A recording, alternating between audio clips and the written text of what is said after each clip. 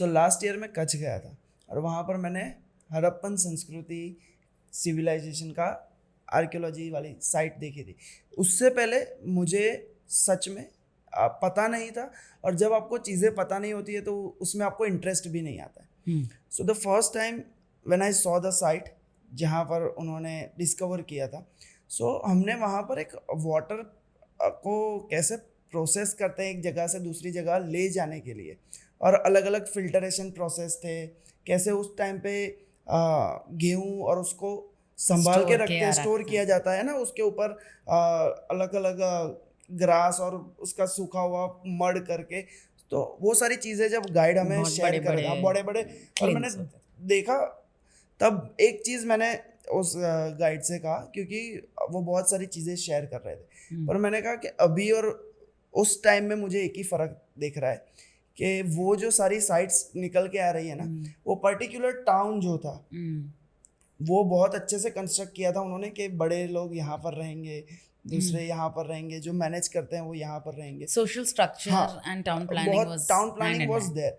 और मेन चीज़ थी कि जो टॉप पर जो बंदा है और जो बॉटम में बंदा है, वो सारे एक ही गोल के पीछे काम करते थे, बिल्डिंग अ बेटर टाउन।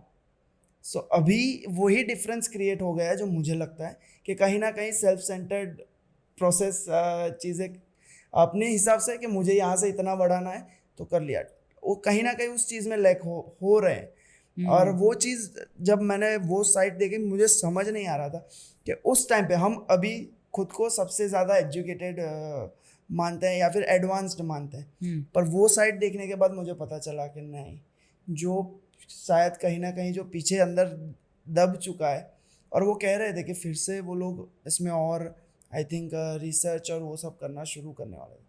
सो तब आर्कियोलॉजी क्या है और वो एरिया निकालने से हमें क्या पता चलता है, वो सारी चीज़ें मुझे भी आपको बता। कौन सी साइट थी in Kutch that you visited? I think Harappan संस्कृति जो धोलावीरा। सो धोलावीरा हम लोग गए थे। सो वहाँ पर मुझे एक चीज़ बेस्ट हड़प्पन साइट्स, एटलीस्ट हमारी साइड पे। और एक चीज़ मुझे दुख भी लगा थोड़ा कि कहीं ना कहीं लोग वहाँ पर जाके ऐसे खड़े रह के देख रहे थे, और उनके पास कोई था नहीं समझाने वाला, है ना, क्योंकि मैं ये भी कहता हूँ कि ऐसी साइट्स पर जाओ तो गाइड्स लो, तो आपको नॉलेज पता चलेगा कि क्या है उस क्या मतलब है उस साइट का।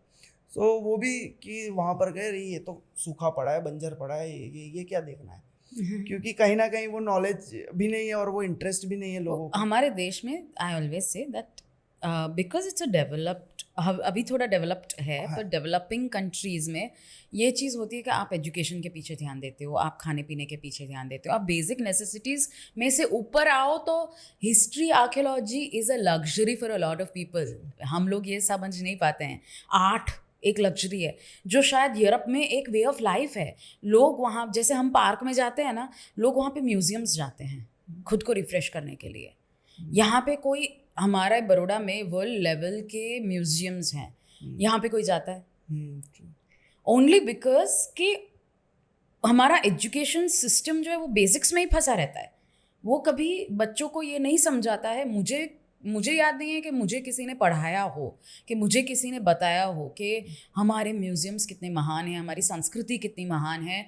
Not that it is education, मेरे टीचर्स का फॉल्ट नहीं है, वो एक सिस्टम का, वो एक माइंडसेट का है, जहाँ पे वो अगर माइंडसेट चेंज नहीं होगा ना, हम बेसिक्स में से ही बाहर नहीं आ पाएंगे। क्योंकि क्या होता है, एंड गोल होता है हर चीज़ का। पढ़ाई का एंड गोल नौकरी, नौकरी का एंड गोल पैसा, पैसे का एंड गोल एक कंफर्टेबल लाइफस्टाइल। जबकि यूरोप में या कहीं पे भी आप देख लीजिए, जो बहुत ही बड़ी डेवलप्ड कंट्रीज है, वहाँ पे एंड गोल पैसा नहीं होता है, वहाँ पे एंड गोल एक बेटर लाइफ होता है। सो दोनों एंड गोल्स जब चेंज हो जाते हैं ना, तो आपका overall way of life changes. तो शायद बहुत कम लोगों को ये पता है कि बड़ौदा में MS यूनिवर्सिटी के पास बुद्ध के अवशेष हैं, वेरीफाइड भगवान बुद्ध के अवशेष हैं, वेरीफाइड। दलाई लामा खुद आए थे। Nobody knows about this. दुनिया में जो कहीं नहीं है, शायद एक आध जगह पे है, वो हमारे पास है। Not only that, archaeology department के सेलर में जो ये बाढ़ आई थी, वहाँ पे दिल जले ऐसी हालत हो गई थी पूरी। पूरा देवनी मोरी का स्तूप जो है पूरा, उसको एक्सकवेट करके हमारे some of the best archaeologist of the world excavated that stupa, और वो सेलर में था जब बाढ़ आई तभी। आप सोच लो कि कितना हमारे पास है, हमारे पास उसके मीन्स नहीं है कि हम उसका ध्यान रख पाएँ। So there is a long way to go as far as archaeology and ancient history goes. That's why people like me, I feel somewhere we want to go back to archaeology and ancient history, but we need to find our way also कि हमको सिर्फ office में नहीं बैठना है जाके, हमको कुछ और भी काम करना है, एंड हमको I'm sure we will get now times have changed a lot, so we will get opportunities to hopefully grow even in that area. पर जब तक एक नेशन बिल्डिंग चल रहा है, जब तक आप खाने पीने पे, एजुकेशन पे फोकस नहीं करोगे, you know that is also a requirement. अभी उसको छोड़ के आप आर्कियोलॉजी पे करोगे तो लोग भी बोलेंगे भाई क्या है ये। सो ये बात बैलेंस आते आते समय लग जाता है, पर वो समय आई थिंक धीरे धीरे आ रहा है हमारे देश के लिए। हमारे देश में एक चीज़ मुझे लगती है कि ज़्यादा पेरेंट्स और सब लोग मिलके मिनिमम फेलियर प्लान पे फोकस करते हैं, Which is also right, ultimately, क्योंकि अगर पॉकेट में पैसा नहीं है तो कौन से म्यूजियम में जाके आपकी भूख मिटने वाली है। ट्रू बहुत क्लियर सी बात है, बहुत सही बात है। And it's not anybody's fault, it is just the way that life is right now. पर जितनी जागरूकता आएगी, जितनी अवेयरनेस आएगी लोगों में, जैसे आपने धुलावीरा गए, आपने गाइड अफोर्ड कर पाए थे, आप इसीलिए लिया। जो शायद नहीं अफोर्ड कर पाते होंगे, शायद उन्होंने नहीं लिया। Hopefully our country will come to a point जहाँ पे फ्री गाइड्स होंगे वहाँ पे। That is what we need, so that will happen. I think I don't see that time very far away. I'm very positive about our country now.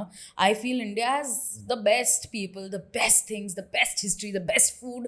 मतलब मैं Europe गई हुई हूँ, घूमी हुई हूँ। मैं आज मुझे कोई बोले ना आप कहाँ सेटल होना चाहोगे, मैं बोलूँगी मैं इंडिया में ही सेटल होना चाहूँगी।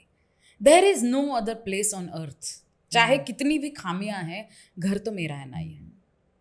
तो हम थोड़ी घर छोड़ के चले जाते हैं अगर घर में तकलीफ है तो वो तकलीफें सॉर्ट आउट करने में हमको भी हेल्प करनी है। थोड़ी एक या दो इंसान ही करने वाले हैं।